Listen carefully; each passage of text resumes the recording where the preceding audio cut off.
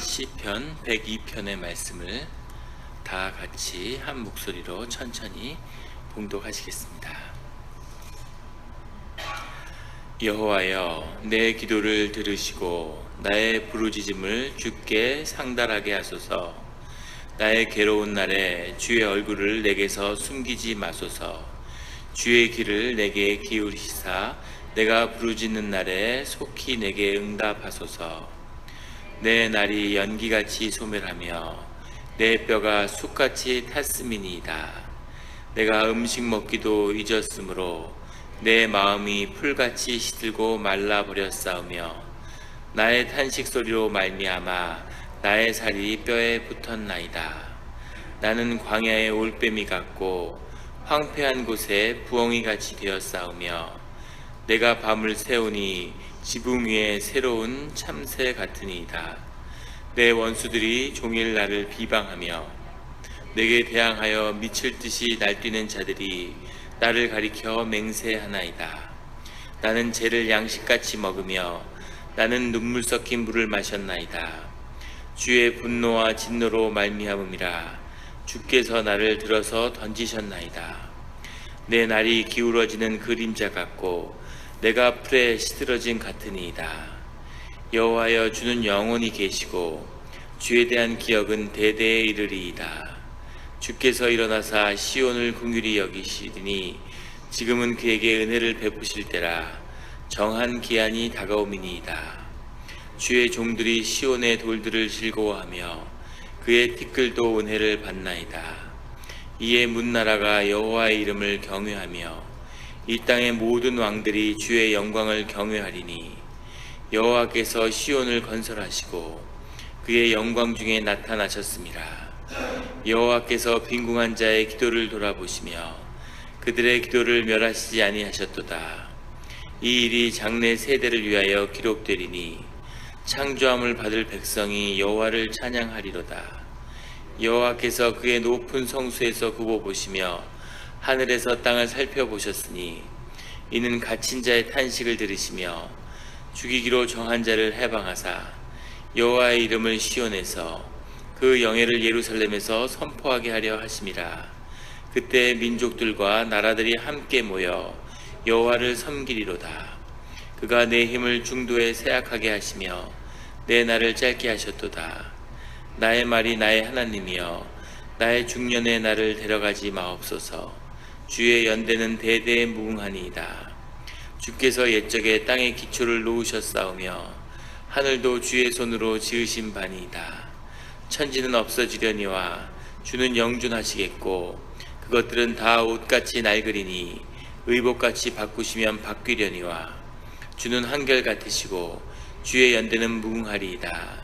주의 종들의 자손은 항상 안전히 거주하고 그의 후손은 주 앞에 굳게 서리다 하였도다. 아멘. 다 같이 기도드리시겠습니다. 하나님 아버지, 감사합니다. 저희들 새벽재단에 나왔습니다. 우리 마음 속에 기도와 묵상이 주님께 연락되기를 원합니다. 감사드리며 예수 그리스도의 이름으로 기도드렸습니다. 아멘. 오늘 시편 102편의 말씀은 1절에 여호와여, 내 기도를 들으시고 나의 부르짖음을 주께 상달하게 하소서라고 시작합니다. 이것은 주님께 나아가는 기도의 그런 표현이죠.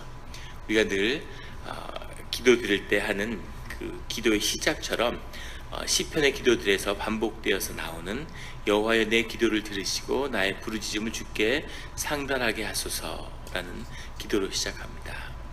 2절에 나의 괴로운 날에 주의 얼굴을 내게서 숨기지 마소서. 주님의 얼굴을 내게서 숨기지 마소서. 주의 귀를 내게 기울이사. 이 표현도 우리 시편에서 반복해서 보게 되는 표현이죠. 주님, 내 말씀을 들어주십시오. 내 기도를 들어주십시오 라는 표현을 주의 귀를 내게 기울이사 내가 부르짖는 날에 속히 내게 응답하소서. 주님이 우리의 모든 기도를 응답하시겠지만 그 하늘에서 이루어진 기도를 우리 삶 가운데 속히 이루어 주십시오 라고 하는 기도. 1절과 2절은 우리가 기도 가운데 늘 반복해서 나타나는 주님께 드리는 기도입니다. 그런데 이 시편의 기자의 그 삶이 얼마나 절박하면 3절에 내 날이 연기같이 소멸하며 내 뼈가 쑥같이 탔음이니이다. 정확한 원문은 내 뼈가 타는 것이 되었습니다, 이런 뜻입니다. 뼈가 타는 것 같은, 우리 말에는 뼈를 깎는 것 같다, 이런 말이 있죠. 그러니까 뼈가 이렇게 상할 만큼 깊이 아픔이 있다는 겁니다. 우리가 늘 기억해야 할 것은 우리가 고난과 시련 가운데 주님 앞에 나온다는 것이죠. 우리가 기쁜 날에도, 우리가 좋은 날에도 주님을 찾을 수 있다면 참 좋겠지만, 우리가 그런 성숙한 신앙에 도달하겠지만, 우리의 삶 가운데 늘 우리가 힘들고 어려운 자리에서 주님을 찾게 된다는 겁니다. 아플 때, 힘들 때, 어려울 때 주님을 찾게 된다는 거죠. 근데 깊이 들어가 보면 사실은 주님이 우리와 함께 하신다는 것이 우리가 이 삶에서 누리는 가장 큰 복이고, 또 우리가 이 땅에 와서 결국 경험하게 될, 배워야 될 가장 중요한 것이기 때문에, 사실은 그런 관점에서 본다면 고난이 삶 가운데 큰 축복이 될 수도 있겠죠. 그런 가운데 늘 우리 시편의 고백 가운데 힘들 때, 아픈 자리에서 주님께 나오는 것은 어쩌면 당연한 것일 수도 있겠습니다. 4절에 내 음식 먹기도 잊었으므로 내가 내 마음이 풀같이 시들고 말라버렸사오며, 마음이 말라버렸다고 이렇게 표현하고 있습니다. 나의 탄식 소리로 말미암아 나의 살이 뼈에 붙었나이다. 아주 바싹 야여버렸다는 거죠. 몸도 야위고 마음도 말라버렸다. 그만큼 힘든 것입니다. 6절에 나는 광야의 올빼미 같고 황폐한 곳에 부엉이 같이 되었사오며, 부엉이는 코스란 말이고 광야의 올빼미는 카트란 말인데, 뒤에 코스라고 하는 이 부엉이가 사실은 올빼미라고 해야 정확한 해석일 것 같고요. 앞에 카트가 뭔지에 대한 것은 논란이 많습니다. 정확히 무슨 새인지는 알 수 없는데, 역사적이고 전통적으로는 항상 펠리컨으로 이해가 됐어요. 그 이유는 레위기야 신명기에서 펠리컨, 그 새가 카토라는 것이 아주 부정한 새로, 올빼미도 부정한 새로 표현되었는데, 그 이유는 펠리컨이 우리가 그 몬트레이 베이에서도 흔히 볼 수 있죠. 펠리컨이 아주 멋지게 생겼는데, 이 부리에다 음식을 먹어가지고 안에서 이렇게 씹다가 다시 뱉어놓죠. 그리고는 그걸 또 먹고, 그게 이제 보기에 굉장히 안 좋아 보이는 거죠. 음식을 자기가 씹다가 삭히다가 뱉어놓는 게, 그 음식을 뱉어놓고 또 뱉어놓은 음식을 또 먹고, 그러니까 그게 굉장히 부정하게 보여서 그랬던 것이 아닐까, 그렇게 학자들은 추측합니다. 그래서 이 카트라고 하는 것을 그 펠리컨으로 역사적으로 해석해 왔는데, 최근에 와서 동물학 이런 게 발달하면서 이 다른 관점에서 이것이 올빼미가 아니냐 이렇게 보고 있는 겁니다. 그 이유는 앞에 광야에라는 것이 붙어 있기 때문이죠. 우리가 잘 알다시피 펠리칸은 바닷가에 살죠. 그리고 이제 육지나 광야에 사는 펠리칸은 없기 때문에 광야의 펠리칸이라는 것이 있을 수 없어서 이 해석을 아마 광야의 올빼미로 바꾼 것 같습니다. 그리고 뒤에 있는 것은 황폐한 곳의 부엉이, 그 밤에 올빼미 부엉이가 한 밤에 이렇게 앉아 있잖아요. 그것이 이제 굉장히 적막하고 외롭고 무너진 삶의 그 어떤 스산한 기운, 그런 것을 표현하는, 황폐한 곳의 부엉이 같고 광야의 올빼미 같이 되었다. 삶이 고적하고 힘들고 그런 처지에 처했다는 거죠.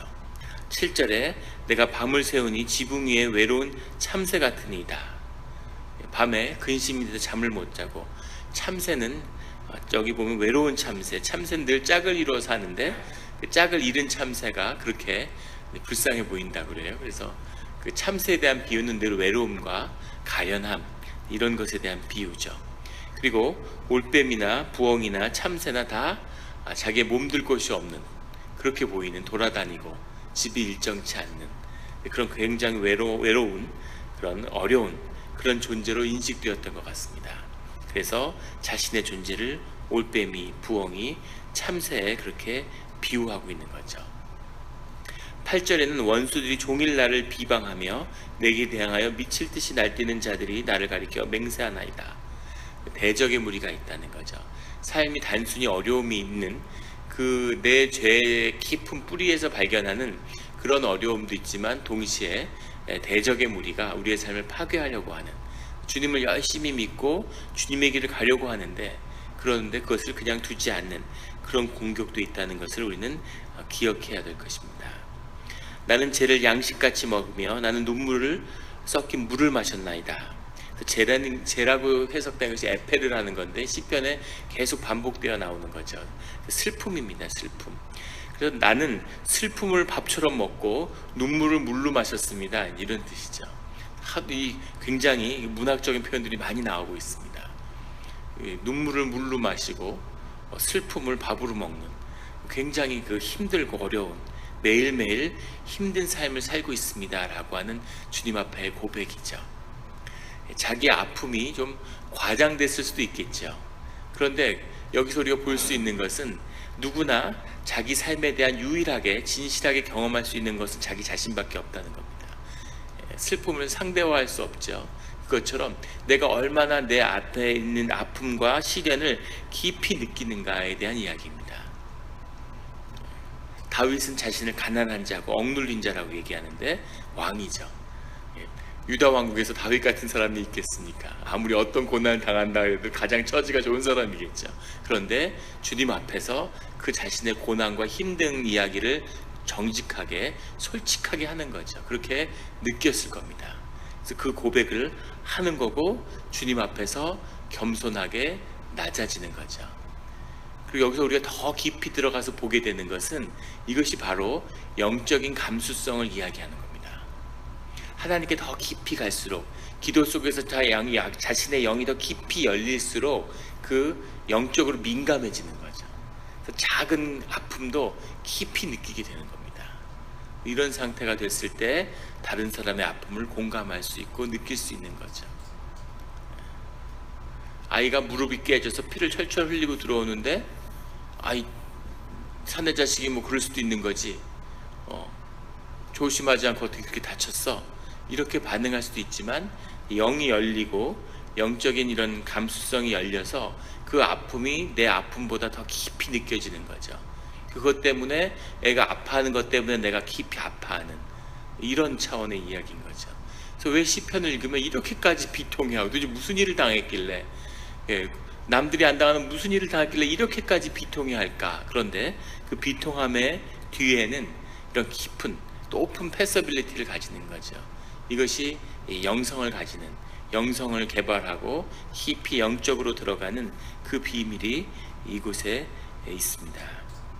10절에 주의 분노와 진노로 말미암음이라 주께서 나를 들어서 던지셨나이다. 주께서 나를 던지셨나이다. 많은 시련과 아픔 속에서 기도하다 보니까 그 모든 것의 중심에 주님이 계시군요 하는 것을 이제 보게 되는 거죠. 우리 삶에 우연이 없죠. 우리 삶에 일어나는 모든 일은 주 안에 있는 것입니다. 하물며 믿는 사람들에게 더 말할 것이 없겠죠.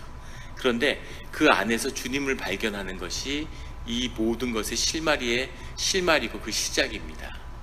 내가 당한 고난을 주님이 아니라 대적의 무리가 합다 할지라도 주님이 그것을 막지 않으셨죠. 허용하셨습니다. 그 말은 큰 뜻에서는 다 주님의 뜻 가운데 있는 이야기라는 거죠. 그래서 내가 이렇게 어려움을 당했다고 주님께 고백하다 보니까 이 모든 것이 다 주님 때문입니다, 이런 고백에 이르는 겁니다. 그것을 발견하는 것이 굉장히 중요하죠. 내 어려움을 내가 붙잡고 끙끙대는 게 아니라 이걸 주님이 하셨구나, 주님이 이걸 왜 하셨을까, 주님한테 이 문제를 풀어달라고 주님께 가져가는 거죠. 그래서 주님을 만나게 되는 겁니다. 14절에 주의 종들이 시온의 돌들을 즐거워하며 그의 티끌도 은혜를 받나이다.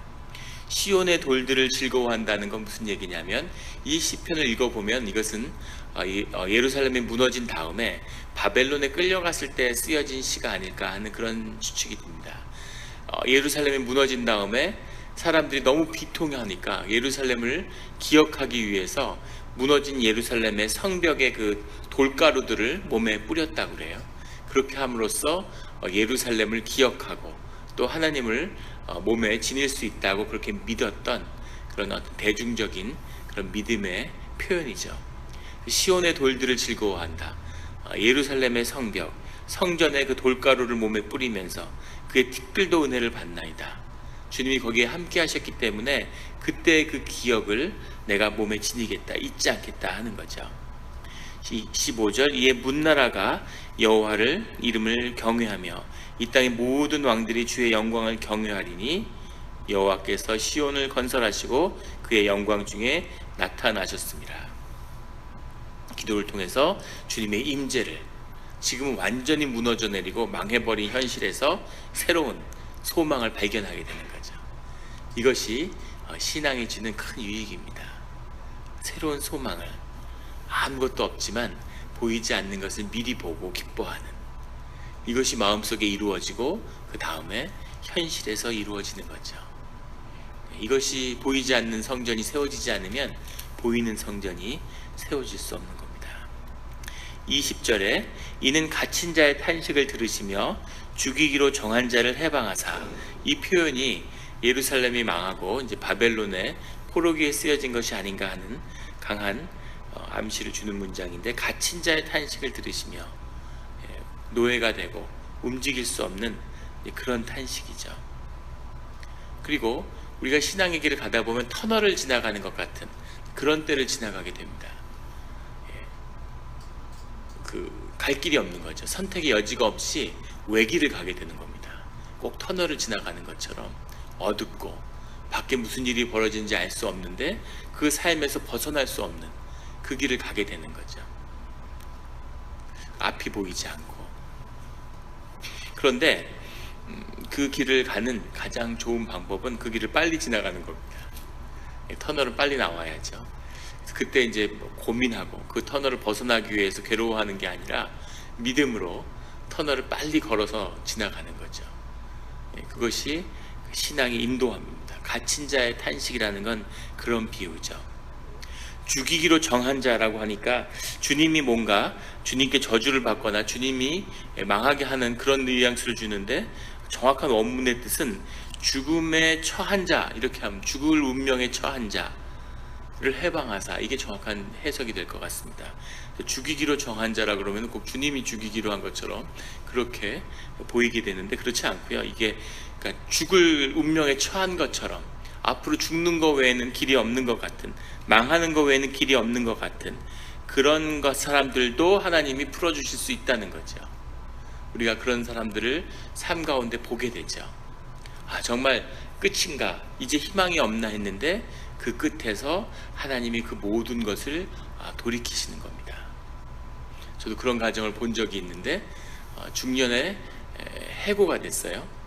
해고가 됐는데 정말 가정이 힘들어지는 거죠. 원래도 뭐 여유가 없었는데, 그런데 이제 어느 집에, 친척 집에 가서 집을 얻어가지고 단칸방에 사는 겁니다. 문칸방에 한 가족이, 4인 가족이 사는데 취직이 다시 안 되는 거예요. 취직이 되겠습니까? 중년의 나이에 나와서. 그런데 뭐 아주 그런 작은 일도 찾지를 못하는 거죠. 그런 일을 주변에서 좀 이렇게 찾아보려고 해도 그런 게 쉽지 않더라고요. 그래서 참 어떻게 하나 이러고 같이 이제 기도하는데, 그분이 이제 아무데도 취직이 안 되니까 할 수 있는 건 자기 스몰 비즈니스밖에 없잖아요. 그래서 자기가 하던 일, 그런 일들을 이제 비즈니스로 시작한 거죠. 고용된 일을. 그런데 그 일이 이제 잘 되는 겁니다. 그래서 진짜 불 붙듯이 사업이 일어나는 걸 봤어요. 너무너무 이제 잘 살게 되셨죠. 굉장히 잘 사는데 헌금을 너무 많이 하시는 겁니다. 그래서 왜 이렇게 헌금을 많이 하실까? 점점 사업이 점점 잘 되나 보다. 근데 한번 상담을 하는데 깊이 말씀을 들어보니까 사실 이분 마음속 깊은 곳에 두려움이 있는 거죠. 왜냐하면 그 삶의 어려운 곳을 지나갔기 때문에 삶에 대한 깊은 공포감이 생긴 거예요. 그래서 하나님이 그것을 구해주고 거기에다가 물질적인 재정적인 풍요를 더해 주시지만 여전히 삶에 대한 두려움이 극복이 안 되는 거죠. 그래서 어떤 마음이 있냐면, 주님께 더 많이 갖다 바치면 주님이 내 삶을 지켜주시겠지, 더 많은 어려운 가운데서 내 삶을 지켜주시니까 이걸 놓치면 하나님이 내 삶을 다시 파괴하면 어떡하나, 이런 두려움이 은연중에 있는 거죠. 그래서 그걸 보면서 되게 안타까운 마음이 들었는데, 설령 헌금을 하지 않아도 주님을 잊어도 주님이 긍휼을 그것 때문에 거두시지는 않으시죠. 사랑의 하나님이신데 그런 일은 없는데 이제 그 삶의 경험에 묶이는 거죠. 우리가 그렇게 돼서는 안 되는데, 하나님이 어려운 처지에 있는 분을 구할 수 있고 또 그 좋은 여건을 어려운 처지로 만들 수도 있는 분이죠. 근데 그것은 주님이 하시는 일입니다. 주님이 하시는 일을 우리가 받아들이고 그 안에서 주님의 뜻이 무엇인가를 구하는 거죠. 그래서 그 뜻 가운데 주님과 다시 깊이 연결되는 것, 그것이 신앙의 본질입니다. 그것은 우리의 삶을 향한 것이어야 되는 거죠.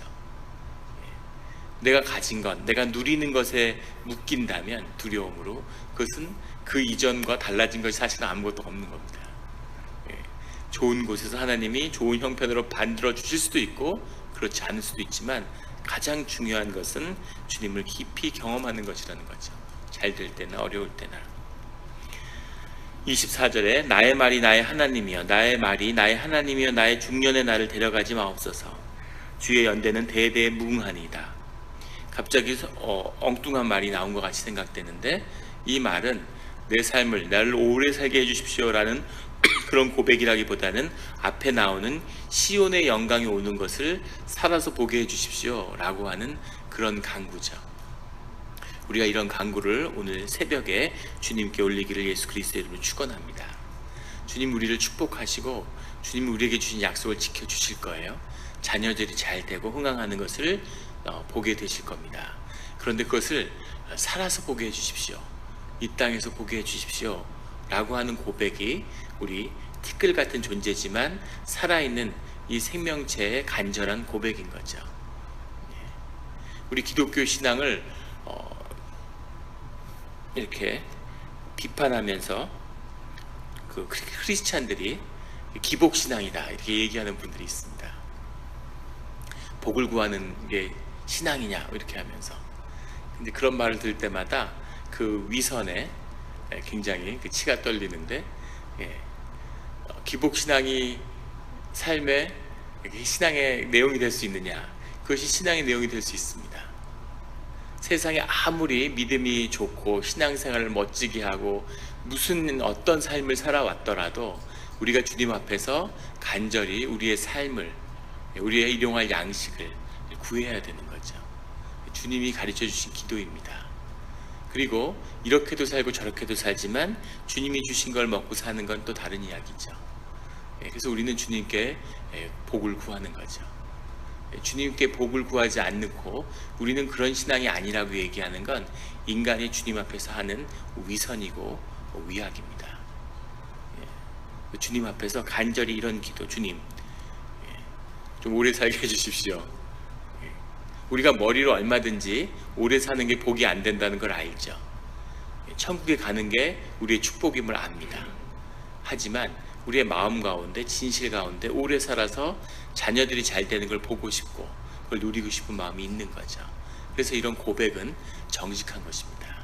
우리가 이 정직함을 잃지 말아야 주님의 길에서 벗어나지 않는 것이죠. 그래서 우리가 어떤 신앙의 탑을 쌓아 올렸어도 오늘 아침에 다시 일용할 양식과 하루의 위안과 자녀를 향한 축복을 구하게 되는 것이죠. 그 축복이 함께하는 새벽 제단이 되기를 예수 그리스도의 이름으로 축원합니다. 27절에 주는 한결같으시고 주의 연대는 무궁하리다. 28절에 주의 종들의 자손은 항상 안전히 거주하고 그의 후손은 주 앞에 굳게 서리이다 하였도다. 아멘. 이 말씀으로 주님을 높이며 그리고 자녀의 축복으로 주님의 향한 기도가 끝을 맺습니다. 늘 주님은 높으신 분이고 주님의 통치하심을 구하며 우리 자손들이, 우리 자녀들이 잘 되는 것을 구하는 그 축복으로 주님이 우리 기도에 응답하시는 이 새벽이 되기를 예수 그리스도의 이름으로 축원합니다. 기도드리시겠습니다. 하나님 아버지 감사합니다. 저희가 주님 앞에 늘 어려움 가운데 힘든 일로 주님 앞에 나옵니다. 우리가 왜 고난 가운데서만 주님 앞에 진실해질 수 있는지 늘 스스로 자책스러운 마음이 있지만 또 그것이 우리 삶에 우리 자신의 진실임을 주님 앞에 고백합니다. 주님, 우리의 아픔과 우리의 시련과 우리의 필요를 아시오니 주여 아버지여, 이 새벽에 하늘문을 여사 기도하는 제목마다 주의 이름으로 응답하게 하여 주시옵소서. 응답하여 주시옵소서. 주 안에서 우리가 구하는 소원마다 주님의 응답을 받음으로 주님의 영광을 보는 그런 우리의 삶이 되게 하여 주시옵소서. 자녀를 축복하여 주시고 또 우리들의 사업장을 축복하여 주시옵소서. 만나는 손님을 통해서 주님을 만나게 하시고 생업으로 살아가는 그런 것이 아니라 알 수 없는 기쁨이 우리의 삶의 자리에 회복돼서 우리의 일이, 우리의 비즈니스도 우리 삶을 향한 주님의 축복임을, 주님이 부르시는 주님의 구원의 손길임을 깨달아 알게 되는 그런 그 시작이 된 오늘 하루가 되게 하여 주시옵소서. 감사드리며 예수 그리스도의 이름으로 기도드렸습니다.